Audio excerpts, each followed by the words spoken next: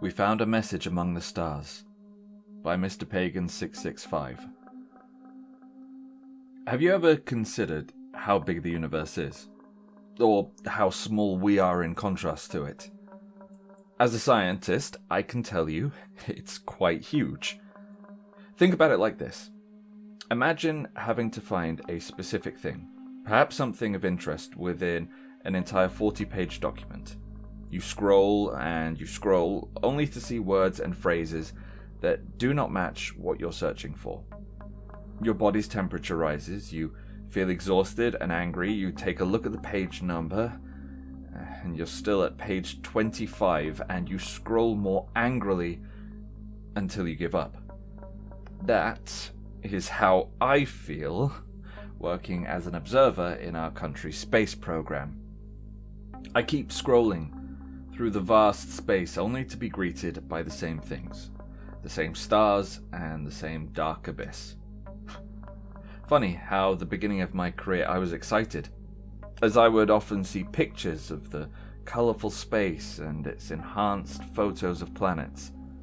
I used to hang them on my wall, staring at them before going to bed, and then I would stare for hours at the night sky, imagining the colourful mysteries that lurked behind our atmosphere. Alas, as time passed, and I was already in a position where I would stare at the abyss, I often realize how naive I was back then. Imagine your whole life is built upon beliefs such as that the sun is the biggest object in our solar system. We are the only planet in our solar system that supports life. We are the only planet with a moon that was visited by humans. But then you find another sun, much bigger than anything in our solar system. Then you find another planet that supports life. Suddenly, we aren't that important. We are merely an atom of a sand grain within a beach. Back in 1980, a satellite by the name of Stargazer 2 was launched by our space and exploration program, and by 2020 had reached the end of our solar system. And today, it marks its 30-year journey, reaching his second goal.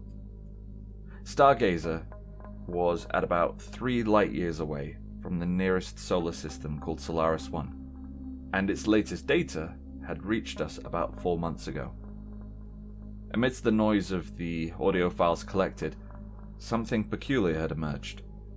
There was a rhythmic sound that seemed to change over time, as if someone was changing stations.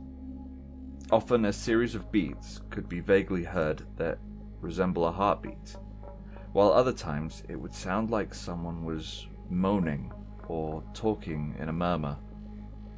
The room was filled with about 20 people, and we listened carefully.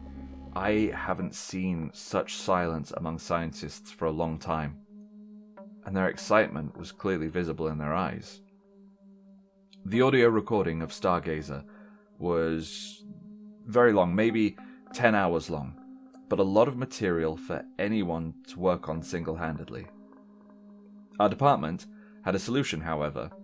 The file would be split into groups, and each would receive at about an hour or so of material. Then the material can be divided among the members and decipher or transcribe, making the job easier in a way. I remember when the first team had managed to crack something up some weeks later.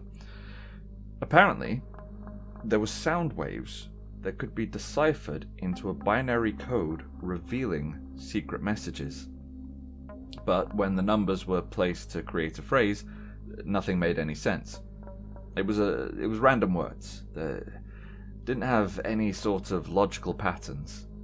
But the find was amazing.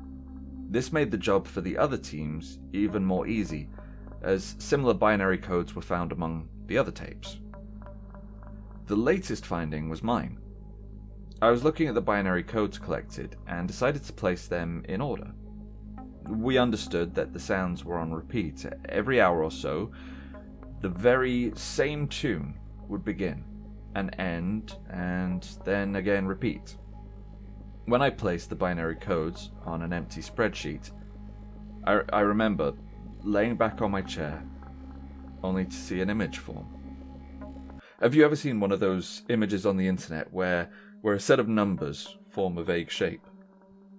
If you know what I mean, then you'll understand my excitement and slight horror when I saw a vague form of what appeared to be a face gazing back at me through the ones and zeros.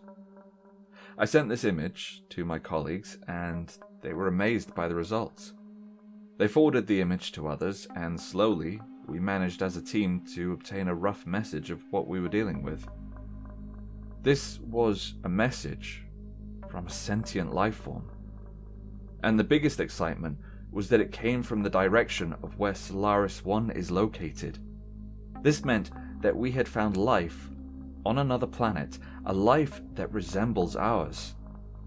However, the most shocking message was none of the images or various encrypted codes that were yet to be deciphered.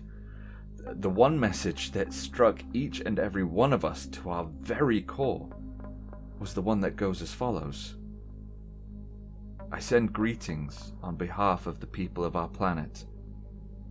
We step out of our solar system into the universe, seeking only peace and friendship.